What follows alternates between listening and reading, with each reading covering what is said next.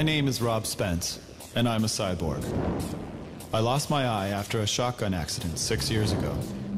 These engineers helped me build a prosthetic eye with a wireless video camera inside. Now, they call me Eyeborg. This is Adam Jensen, the main character from the video game Deus Ex: Human Revolution. He's also a cyborg, but from the year 2027. He's got a camera eye as well, and some other high-level augmentations. I recently traveled around the globe to meet some of today's most advanced cyborgs. I wanted to find out how far off we are now from Adam Jensen's prosthetic technology. Naturally, the eye is the first thing I wanted to look at. Prosthetic eyes in the world of Deus Ex are digital, and they interface directly with the brain. My own bionic eye is simply a camera that transmits video to a receiver with no connection to the optic nerve. I went to Finland to meet Mika Terho, a blind man who actually had such a connection. I was involved in a research project. In November 2008, I was in the surgery and there was a chip implanted underneath my retina. It was a test version that I had. I knew that it was only about 3 months' time that I will have the chip. The retinal chip is very small in size. It's 3 by 3 millimeters. It's placed right underneath the retina in order to replace the broken photoreceptors. And it's curving like a little bit like this way. Yeah. So, okay. It must be a banana. I mean, that's what it looks like. Adam's eyes don't just restore vision. They also add situational data, known as augmented reality, also called Terminator vision.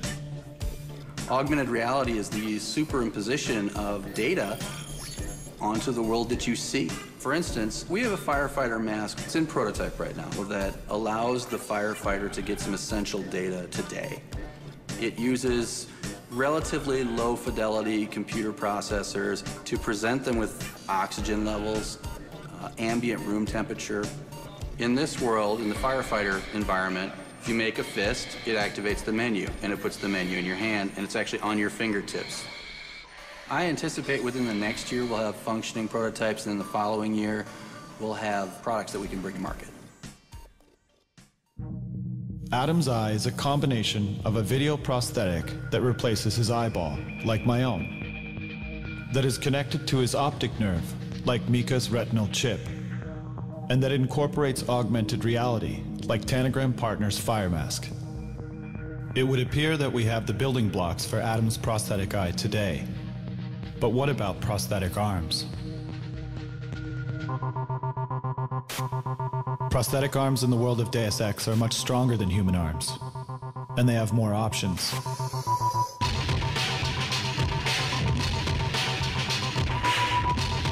They're more accurate, and they even help you play piano better. Meet Jason Henderson from West Virginia and Kieran McCammon from California.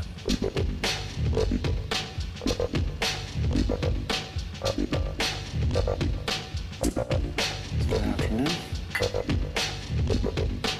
So these arms are what? I mean, how do these arms work?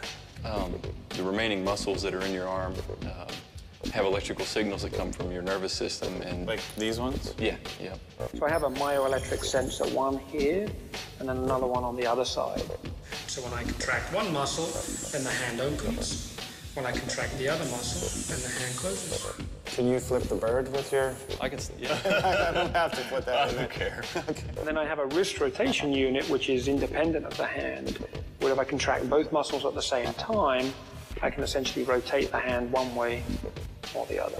I am now filming your bionic hand with my bionic eye.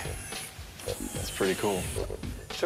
it's kind of I'm thinking, but I'm not thinking, okay, I've got to open my hand. I'm just thinking as if I had a hand there and I just want to open it. Where's biomechanical technology going in the future?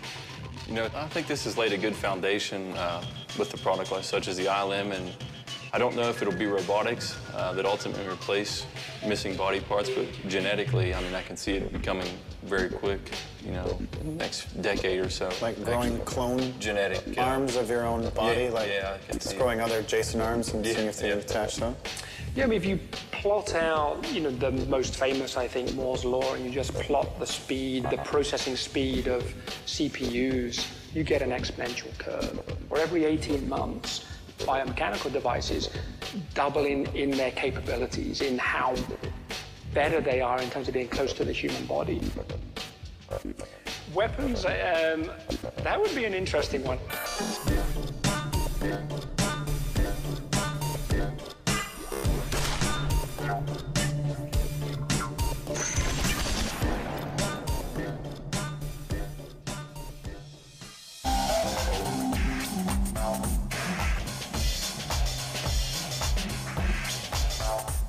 Adam has prosthetic legs that are faster, with more endurance and power. Where are we with prosthetic legs today?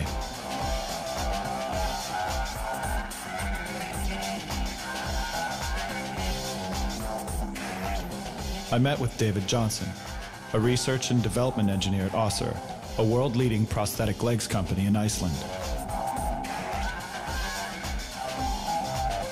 And this is Staff Sergeant Heath Calhoun from Tennessee in the United States, who is actually pretty quick.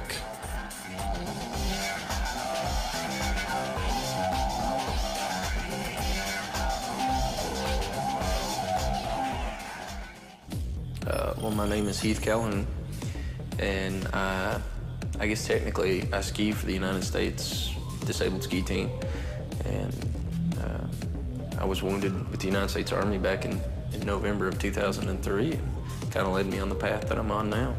These are your prosthetic legs here that you walk around on all the time. You have a knee unit, the pylon, and then the foot. You got flex in the heel, you got, and it's split so that you get it to flex on both sides. Like a ninja slipper. Like, yes. The knee is a hydraulic knee unit that has a microprocessor inside it. The knee is updated, the microprocessor is updated 50 times a second by a sensor that's in this pylon that tells the knee whether or not to add or remove hydraulic resistance.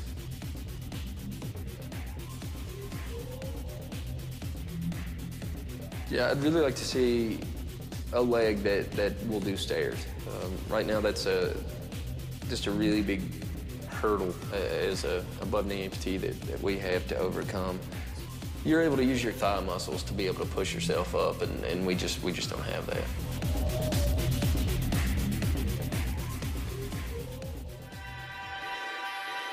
At Össur Prosthetics in Iceland, they've developed technology that addresses this problem, the Power Knee.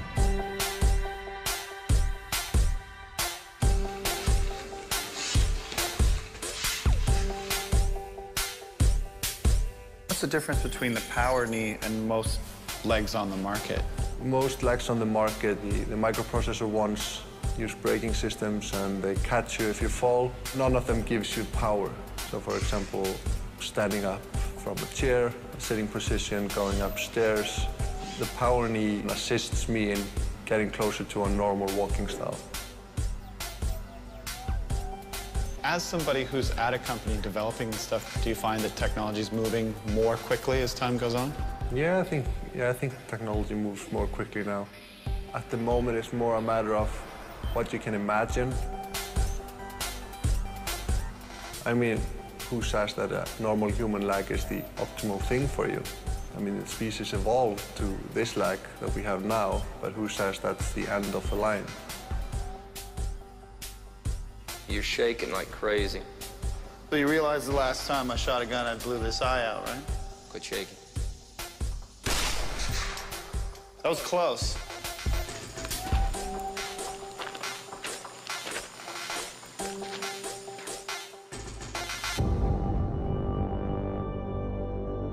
Prosthetic arms and legs are beginning to approximate the functionality of our natural limbs. Current bionic technology uses external and kinetic sensors. We're only just beginning to experiment with neural prosthetics like those of Adam Jensen. Is the technology that Adam Jensen have possible by the year 2027? Absolutely. Absolutely will we get there. But the real challenge is the brain-to-machine interface. Every brain is unique, and it grows based on your experience. So where you process a certain piece is relatively where I process it, but there's not an exact location. Well, if you compare any other technical device, cell phones or whatever, and then just the rate of development is so quick. So retinal implants, artificial prostheses will definitely follow the same path. That's an interesting one. I mean, choosing to have your limb removed so you can get a bionic replacement because it's better than the real thing. I'm sure there's going to be a lot of ethics debates around whether that's even medically ethical. I think technology moves quicker than we imagine. And there are small places here and there in the world trying to do stuff that you don't even know about.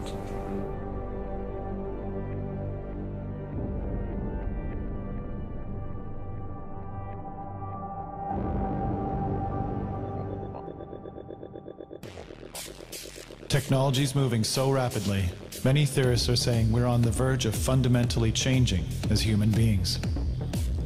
In the meantime, for those of us missing parts of our bodies, we'll keep exploring and upgrading.